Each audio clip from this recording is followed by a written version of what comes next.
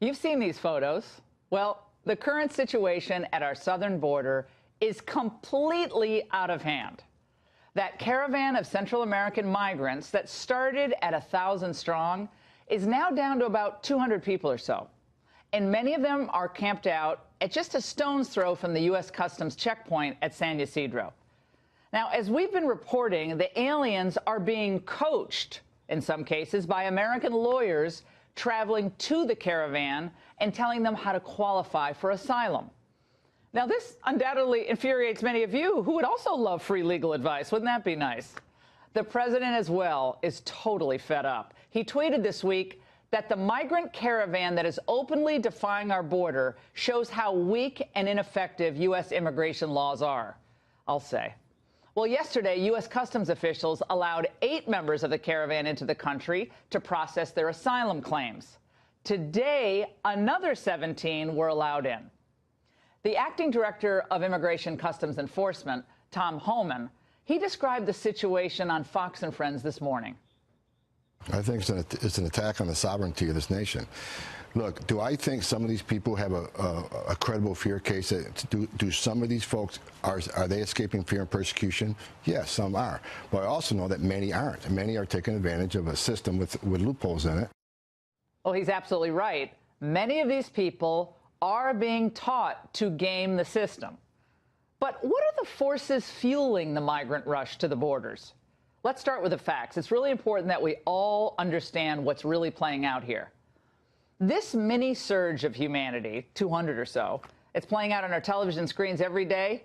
It's just a drop in the bucket compared to the massive influx of entire U.S. family units and unaccompanied minors who crossed the southwest border between October 2017 and March of this year. Look at those numbers. Now, the number of migrants, also from Honduras, Guatemala, and El Salvador, those numbers have climbed significantly in recent years, even as Mexican migration has declined. So Mexico's going down, and that part of the continent's going up. Now, immigrants, both legal and illegal, originally from El Salvador, Guatemala, and Honduras, often called the Northern Triangle, that rose by 25% from 2007 to 2015. Again, even as the figure dropped by 6% for Mexican immigrants. Now, of the 3 million Northern Triangle immigrants living here as of 2015, a whopping 55% were illegal, according to the Pew Research Center. Now, by comparison, only 24% of all other immigrants in the United States were unauthorized. So more than double the figure for the Northern Triangle countries. Now, there are many facilitators, many supporters, and many magnets for this migration scheme, both inside and outside America. Now, here at home, the forces are powerful to encourage this crush at the border. The Chamber of Commerce, they want more workers, agricultural interests, obvious reasons. Sanctuary cities and states, they see future voters and maybe even taxpayers. Well, MS-13 and other gangs looking for new recruits. Human traffickers, they love the situation at the border. And, of course, the drug cartels. But political interests in Central America are also driving the poorest of the poor northward. These governments want the poor, and, of course, their criminals, to leave the country. Now, it seems counterintuitive for we as Americans. A country wanting its own people to leave, huh? Doesn't make any sense. Well, meet the Honduran ambassador to Mexico, Alden Rivera Montes. He marched with the caravan, I kid you not. He went and marched with the caravan in mid-April. And here's what he told El Universal about his participation. He said, I've been ordered by my government to support the Honduran migrants traveling with the caravan. There are about 200 Hondurans who we will help out with paperwork and whatever is necessary. Now, wait a second. Ordered by his government to do whatever is necessary? You know, while one might expect that the constant drain, right, from the populations of the Northern Triangle would debilitate their economies, you think you have a drain of people. Well, that's not the case. In fact, The money called remittances sent by migrant laborers from the United States back to Guatemala, back to Honduras, and back to El Salvador is massive and growing. Now, look at the remittances going from the U.S. to Guatemala alone. In 2009, Guatemalans here in the United States sent nearly $4 billion back home.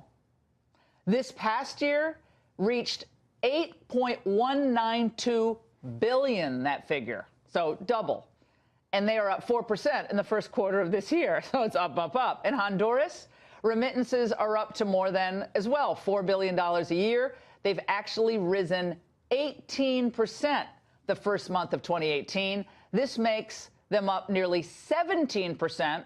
Listen to this. This is 17% of the GDP of Honduras. So the remittances, just so you understand, are 17% of the economy of the whole country of Honduras. No wonder what they want them to keep coming. For El Salvador, it's nearly 16% of their GDP. So the remittances are a huge economic boon to these poor countries.